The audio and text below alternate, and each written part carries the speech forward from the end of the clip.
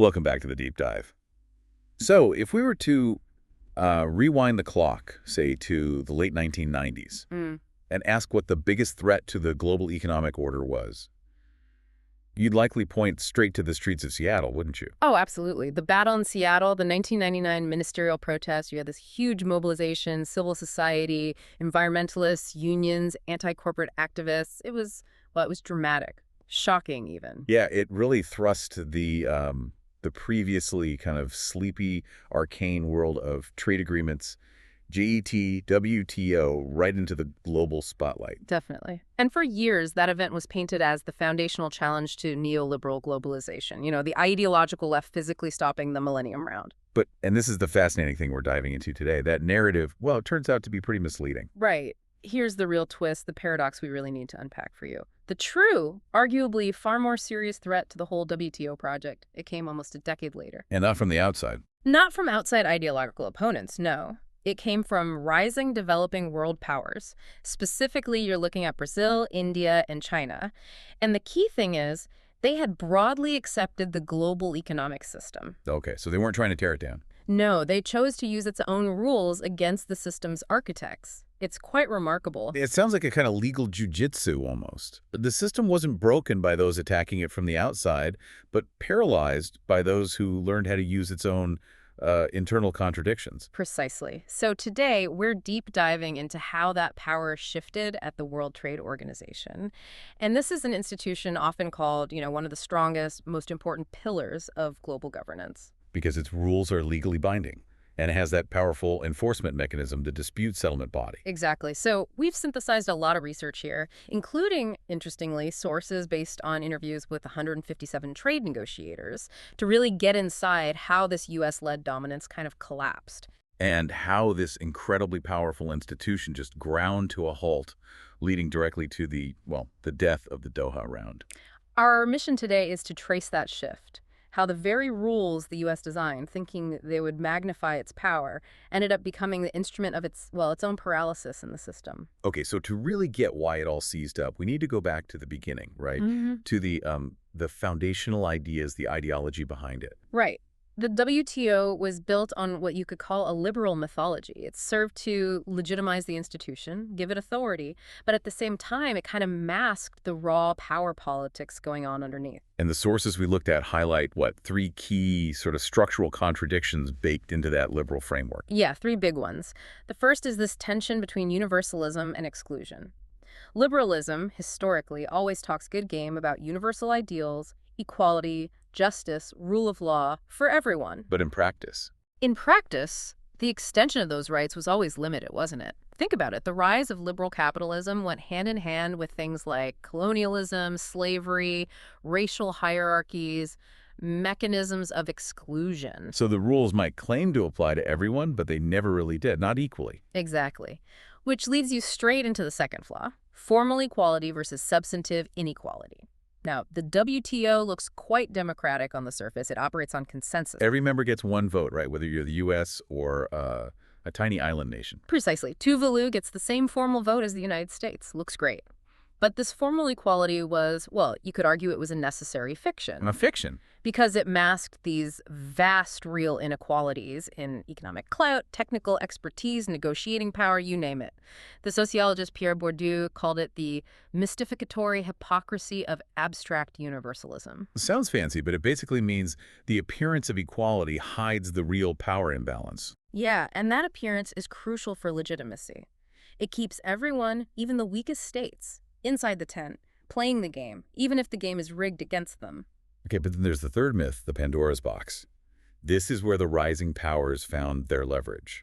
This is the crucial paradox. The system's official story, its discourse of universal rules, fairness, equality, even when the powerful nations are being hypocritical about it, it actually creates levers of resistance for subordinate actors. How did that work? Well, think about it. If the U.S. and Europe stand up and declare loudly that trade rules must be non-discriminatory, transparent, and fair, That a developing country can turn around and say, great, we agree completely. Now, how about applying those universal rules to your massive farm subsidies that distort global markets? you see. The gap between the rhetoric and the reality becomes the weak point, the point of attack. That feels less like an accident and more like, well, a calculated risk by the U.S., the dominant player. Yeah. Did they build this hypocrisy in deliberately, or did they just assume they were so powerful nobody could ever call them out on it? Probably more the latter, combined with a belief in their own narrative. The U.S. was the hegemon, using what our sources call selective liberalism. They built the WTO as the main vehicle, the carrier of the neoliberal globalization project. They invested in multilateralism, didn't they? There's that quote from Senator Obama pointing out these institutions didn't constrain U.S. power, they actually magnified it. Exactly, because the rules often reflected the Washington consensus. Which, boiled down, was. Often it was basically what Washington thought was good for other countries to do because it would ultimately benefit American business. So demand others open up while keeping parts of your own market protected. Precisely. Look at the hypocrisy baked into the actual agreements. The U.S. pushed relentlessly for liberalization. Elsewhere, open your markets to our goods, our capital. But significant chunks of the U.S. market, agriculture, for instance, off limits, meaningful movement of labor, forget it. And the agreements themselves are full of loopholes. Oh, yeah. As the sources say, they're riddled with exceptions, waivers, safeguards, special clauses. And these exceptions weren't just random, like the safeguards under Article 9X. You mentioned those were basically designed by the U.S. They were. Safeguards are essentially an escape hatch, an insurance policy. They let a country temporarily slap on tariffs or restrict imports if a domestic industry claims it's being seriously hurt by foreign competition. Which kind of goes against the whole free trade logic, doesn't it? Let the inefficient guys fail. Pure free trade theory says exactly that. But the U.S. wasn't about to let its own politically connected industries go under just for ideological purity, so they built in this mechanism to undermine that very logic when it suited them. Champion free trade for everyone else, but build yourself an emergency exit. You got it. And they built even more exclusive ways of doing business. For decades, under the old GATT system, before the WTO, the real deals were cut by the so-called rich man's club. The Quad. U.S., EU, Canada, Japan. Right. They'd negotiate amongst themselves, often behind closed doors in these informal green room meetings, and then basically present the deal as a fait accompli, a done deal to everyone else. Take it or leave it. And during that whole era, developing countries were just sidelined. Their main interests, textiles, clothing, agriculture, those were kept out of the liberalization push. Systematically excluded. While the North pushed hard for opening markets in manufactured goods where they had the advantage, this built-in institutionalized inequality, well, it really set the stage for the eventual blowback. Okay, so if the GATT era kind of laid the groundwork of hypocrisy, the Uruguay round, that huge negotiation from 86 to 94 that actually created the WTO, that's when those inequalities really got locked in, almost catastrophic. And this was peak U.S. power, right? Just after the Cold War ended. Exactly. U.S. hegemony was at its absolute zenith, and they used that leverage, pushing through what the research calls an extraordinarily unbalanced power play. And the costs for the Global South weren't just like theoretical losses, they were real measurable hits. Oh, very real. We're not talking small change here. Studies confirmed it. Developed countries were the big winners in GDP gains, large parts of the developing world. Left behind, sub-Saharan Africa, for example, was estimated to be worse off by about $1.2 billion every year because of the Uruguay round deals. Wow. That's a direct negative wealth transfer built into the system. But the really deep damage came from how the WTO expanded its reach, didn't it? Into areas like services, investment, and the really big one, intellectual property. Ah, yes, TRIPS. The Agreement on Trade-Related Intellectual Property, arguably the single most blatant example of this structural imbalance. One economist, Robert Wade, called it something quite dramatic. He called TRIPS and the other new issues a slow-motion great train robbery. A great train robbery. That sounds like a planned heist. Well, that's the implication, isn't it? TRIPS forced developing countries to dramatically strengthen their IP laws, longer patents for drugs, software, everything. The net effect, a projected massive systemic transfer of wealth. We're talking over $40 billion a year flowing from poor consumer countries to rich innovator countries once it was fully phased in. Hold on, $40 billion. Yeah. Annually.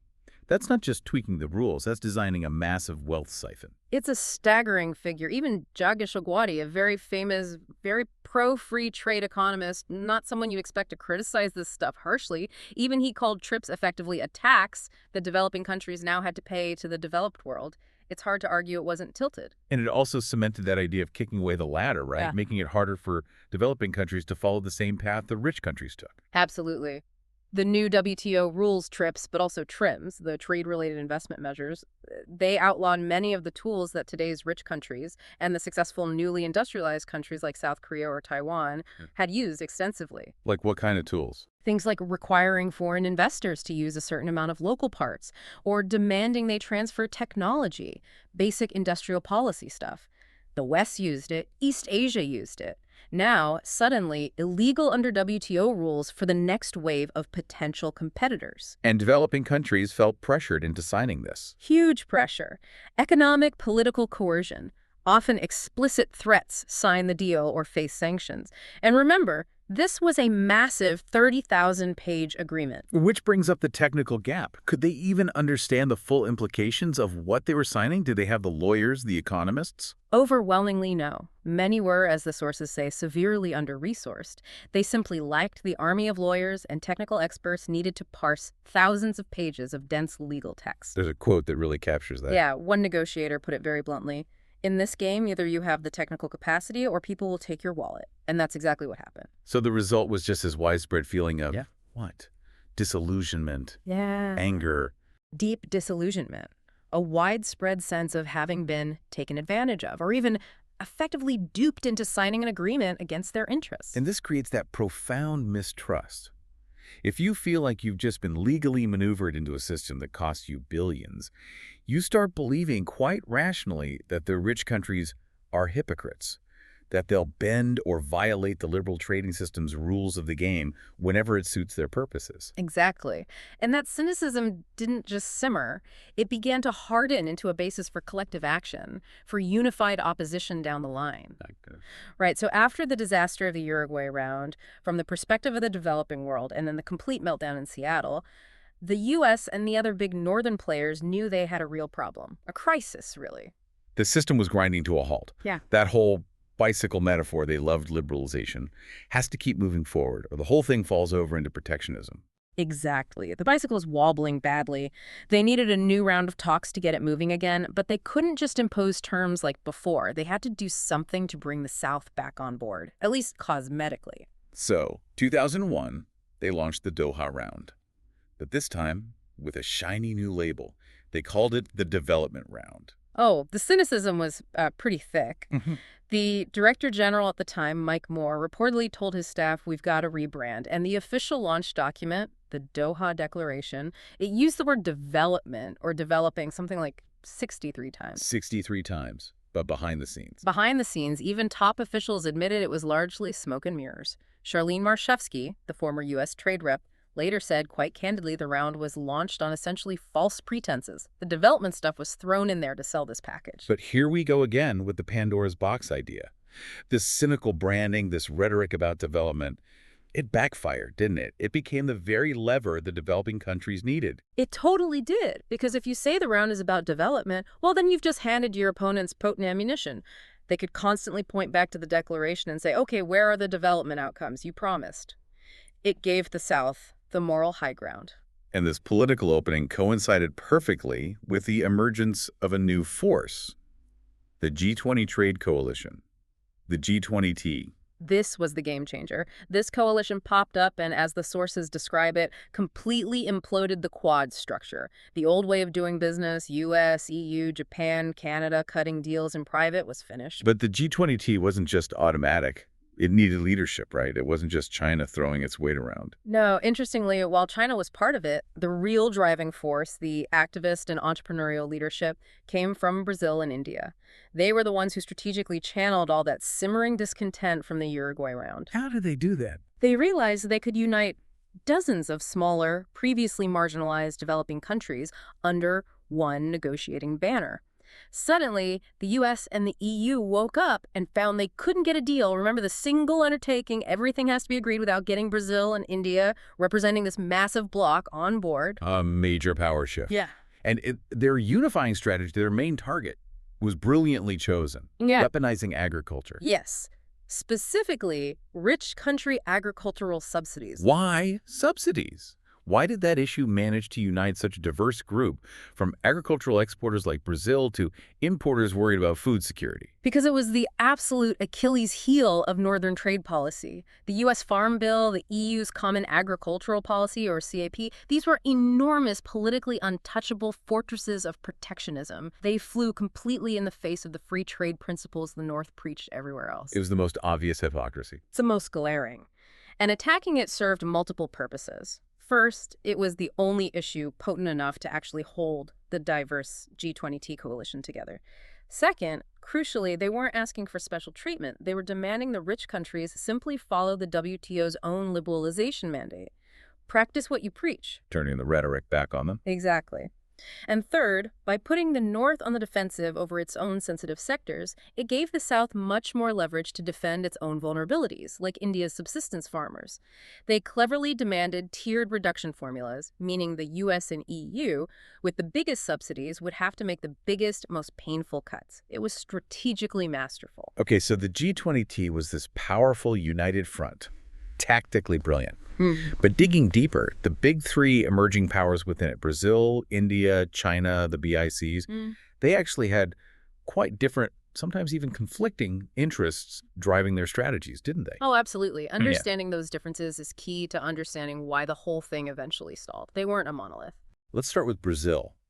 Their strategy seems almost entirely driven by one thing: the agribusiness offense. That's right. Brazil transformed itself into this agricultural superpower. It's now the world's third largest ag exporter. We're talking a highly competitive, very capital-intensive agro-industry. And this sector is huge for their economy. Massive. It contributes something like 28% of their GDP. So for Brazilian policymakers, there's this deeply ingrained export or die belief. Expanding agricultural exports is seen as absolutely vital for macroeconomic stability. So they need open markets globally for their farm products. And the sources highlight this wasn't just government policy. There was a powerful private sector think tank driving the technical side. Yeah, ICON. Funded by agribusiness, it provided incredibly sophisticated research and analysis. This allowed Brazil, and by extension the G20T, to formulate really solid, specific, rule-compliant proposals, especially on agriculture. So they cleverly managed to link Brazil's very specific commercial interests, selling more soy and beef, with this broader narrative of developing world solidarity against northern protectionism. Very cleverly. And their strategy wasn't just talk, it involved action. The dispute settlement gambit?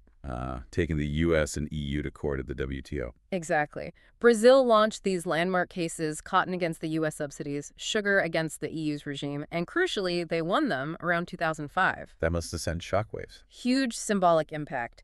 It proved that these supposedly untouchable, rich country farm programs were vulnerable under WTO rules. And the PR value. Immense. Brazil brilliantly framed itself as this David and Goliath champion for the little guy, using the very real plight of poor West African cotton farmers hurt by U.S. subsidies as friendly propaganda. While masking their own core interest. Which was advancing their own massive agro-industrial exports. They were genuine liberalizers, but selectively. For instance, they resisted other ideas, like commodity agreements that might help stabilize prices for poorer farmers, because that wasn't in their core interest. As one Brazilian negotiator put it quite plainly, our argument is just open markets. Where they were strong, they wanted liberalization, period. And that gave them huge credibility when demanding the North do the same. Okay, now shift to India. India seems like a bundle of contradictions at the WTO. India is fascinatingly complex. You've got these two powerful, almost opposing forces pulling its strategy. On one hand, there's the services revolution, their big offensive interest. IT, business process outsourcing. Right. India is the global giant in that $100 billion IT BPO sector. Services make up about 35% of their total exports. So naturally, India is pushing hard for liberalization where it's competitive. Which is mainly. Mode 1, that's cross-border supply like outsourcing call centers or data processing. And especially Mode 4, the temporary movement of natural persons, basically skilled workers. Let's pause on Mode 4 again. That's not immigration, it's temporary work visas for engineers, consultants. Why is that such a huge deal, potentially worth $150 billion? Because currently, global rules around labor mobility are incredibly restrictive, tangled up in visa rules and quotas. But the economic model suggests that if rich countries liberalized just enough to allow temporary service providers equal to, say, 3% of their existing workforce, The global gains could be enormous. $150 billion annually. That's like 4 times the entire global aid budget. And for India, with its huge pool of skilled workers and massive remittance inflows already. It's vital. They're already the world's top recipient of remittances, around $70 billion a year. So pushing for more Mode 4 access is their absolute top offensive priority. But this push has created a backlash, right? Yeah. Especially in the U.S. A significant protectionist backlash. Indian firms, Indian workers, they often become the favored whipping boy, blamed for job losses. They face what the sources call indirect protectionism, things like higher visa fees aimed specifically at Indian companies, more visa denials, tight quotas. And this just motivates India to push even harder for clear, binding Mode 4 rules within the WTO. Okay, so that's the offensive side. Now, the complete flip side. India's non-negotiable agricultural compulsion, its defensive interest. And this is where it gets really tricky, and it's a constraint Brazil just doesn't have in the same way. India has this enormous population, maybe a third of the world's poor, with hundreds of millions still dependent on very basic, often subsistence-level agriculture. So they simply cannot afford to fully open their agricultural market. Food security, rural livelihoods, it's politically existential. Exactly. So to shield this vulnerable population, India insists on key flexibilities. 2 main ones became flashpoints. Special products, Mhm. SPS, and the Special Safeguard Mechanism, SSM.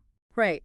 SPs allow them to exempt certain key food security crops from deep tariff cuts. But the SSM, that became the real deal breaker for Doha. It would let India quickly raise tariffs if there was a sudden surge in cheap imports that threatened its poor farmers. And U.S. negotiators hated this.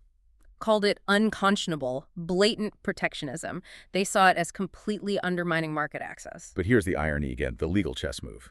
India's demand wasn't actually creating some radical new protectionist tool, was it? Not at all. This is the crucial point. India could argue, quite correctly, that its demands were firmly in keeping with the norms and practices of the multilateral trading system. Why? Because they were basically asking for an SSM that was functionally very similar to the existing Special Agricultural Safeguard, the SSG, which developed countries had already carved out for themselves back in the Uruguay round. So they were saying, you have an emergency brake for your farmers, we need one for ours too, using the system's hypocrisy against it. Precisely. It highlights the deep structural biases they were fighting against. Okay, finally, China. The cautious giant. Second biggest economy, huge exporter. Yet its strategy is described as preemptive restraint. Why restraint? China is in this really paradoxical position. It's enormous, yes. Its industrial capacity is feared everywhere, developed and developing countries alike. You hear stories constantly about Chinese competition wiping out industries in Mexico, Turkey, even Brazil. So it looks like a juggernaut. But it's also vulnerable. Highly vulnerable. Because its entire economic model, its social stability even, hinges on maintaining incredibly high export growth. They need something like 7–8% GDP growth year after year just to absorb new workers and keep poverty falling. And that growth depends on access to foreign markets. Guaranteed stable access. And that access is constantly under threat. China is by far the world's #1 target for anti-dumping actions. Over nearly 2 decades, almost 1,000 cases filed against it. 3/4 of those resulted in punitive tariffs. So any aggressive move by China could trigger retaliation and hurt that vital market access. Exactly. So their strategy became one of silence and restraint. They allied quietly with Brazil and India in the G20T, resisting U.S. and EU demands, but they deliberately avoided taking the lead, avoided pushing aggressively for liberalization, even in areas where they'd clearly benefit, like textiles or certain manufacturing sectors. Why hold back? To avoid provoking that protectionist backlash, any sign of China being too demanding, too assertive, could easily unite everyone else against them and jeopardize access to those crucial export markets. For Beijing, stability, predictability, risk management, that was paramount. Quietly supporting the G20T resistance was the safest, most effective defensive play. So you put it all together, Brazil's offensive push on agriculture, India's defensive stand combined with its services push, China's quiet resistance. This combined power, using the WTO's own rules and rhetoric, managed to shift the expected balance of the Doha deal. They pushed it to a point where the traditional powers, especially the U.S., just wouldn't accept it, which led directly to the death of the Doha round. It's stalled, functionally dead. It's basically impossible to conclude now because the U.S. and the North simply won't agree to the terms on the table. What was the core U.S. complaint? What did they feel they were losing or not getting? Their argument quite explicitly, was that the potential deal forced them to make significant cuts in their subsidies, their tariffs, those historical privileges, while offering, in their view, insufficient new access to the big emerging markets like Brazil, India, and China. So they felt they were giving everything and getting nothing, as some negotiators put it. They weren't willing to accept a deal that felt truly balanced, that required them to give up long-held protections. Essentially, yes. They refused to accept the outcome of the negotiation process played according to the rules they had largely set up, which perfectly highlights how the WTO's own institutional features, the ones the U.S. initially championed, ended up working against U.S. interests. Which features specifically? Two main ones: consensus-based decision-making and the single undertaking principle. Consensus, the one-member, one-vote thing, actually empowered the challengers more than, say, the voting system at the IMF or World Bank. Far more. At the IMF World Bank, votes are weighted by economic contribution, so the U.S. and Europe dominate. At the WTO, formal equality meant that Brazil and India, leading a large bloc, had significantly more leverage. Consensus accelerated the power shift. And the single undertaking that nothing is agreed until everything is agreed rule, that became the real paralysis mechanism. That's what ground it to a halt. It meant that one country, or a small group, could effectively veto the entire package over a single issue they deemed critical. Like India on the SSM safeguard. Exactly. India's refusal to budge on the SSM, which it saw as vital for its farmers, could legally block agreement on everything else in the entire multifaceted negotiation, including things the U.S. desperately wanted, like access for its financial services firms in India. The single undertaking made assembling a final package that satisfied everyone virtually impossible once power became more diffuse. These structures, designed for legitimacy, became the chains that bound the system. Precisely. And with the WTO's main job negotiating new trade rules effectively broken, the global trading system isn't just sitting still. We're seeing a major mercantilist pivot. What does that look like? It looks like fragmentation. Every state, basically the old powers and the new ones, is now engaged in what the sources call a mercantilist struggle.